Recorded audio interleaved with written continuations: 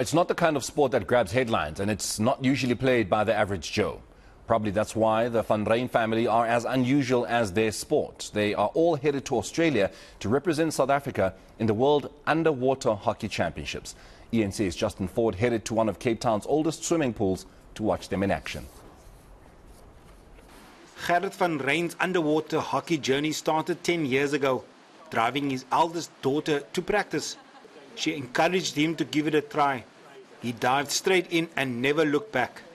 I started off when I was driving Helen around, my older daughter, to practice, and one evening she told me, when I said, yes, it looked really nice, she said, yeah, why don't you get into the pool? And I started playing, and I never looked back. For me, it was just absolutely amazing thing to be with my daughters in the water and doing something together. That was the added bonus for me, apart from just playing an absolutely amazing sport.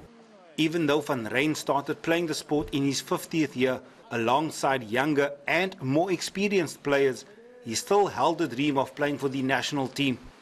He first tried out in 2016 when the World Tournament was held in Stellenbosch. Underwater hockey is now a family affair, which helps bring Helen van Rhyn and her loved ones even closer together. As most families, I think our family, we've also had our things, and no family's perfect, and you kind of need to find things that work for you and that bring you together closer and all that.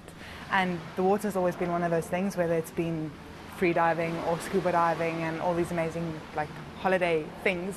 But now underwater hockey is something special that you can do every single day. It's 2-3 hours of a day that you can spend with your family. The sport has a beautiful way of bringing people together. You can't speak to your teammates underwater. It's this weird communication you get with them, and you communicate by feeling, by look, by all that. The sport has strengthened our relationship a lot.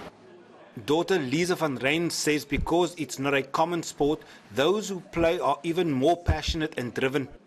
They never miss a practice despite the odd hours. As proud as Dad Gerrit is to see his daughters play underwater hockey, they are probably even prouder of their dad. I almost get emotional thinking about it because my dad has been playing underwater hockey for as long as I have, and since both of us started playing underwater hockey, we've been trialing for South Africa since day one. And this was almost his last shot in a way, because he is 60 years old and he's competing against people who are 35 years old. My sister and I were both just saying, if he doesn't make it, we will literally give up our spots on the team because we know that this is his dream. And in 2020, when he did make the team but they didn't go, I remember him receiving his blazer in front of everyone and just seeing tears stream down his face. And when your dad cries, it's just it's not natural. You just want to stop it from happening, but I knew that was everything that he wanted. The family will now compete in Australia in the hope of bringing back the gold.